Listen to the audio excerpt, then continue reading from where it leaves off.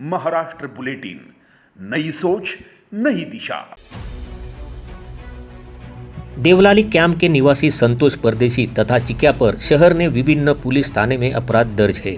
उसे मौका लगाया गया था। जमानत मिलने के बाद वो फरार हो गया था।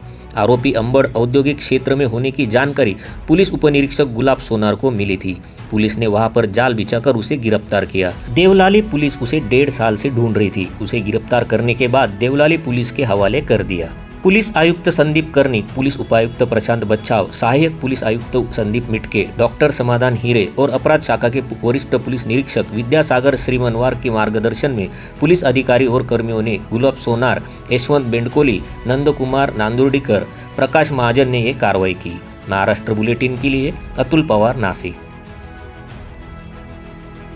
महाराष्ट्र बुलेटिन यूट्यूब चैनल को शेयर करें, सब्सक्राइब करें, बेल आइकॉन पर क्लिक करें।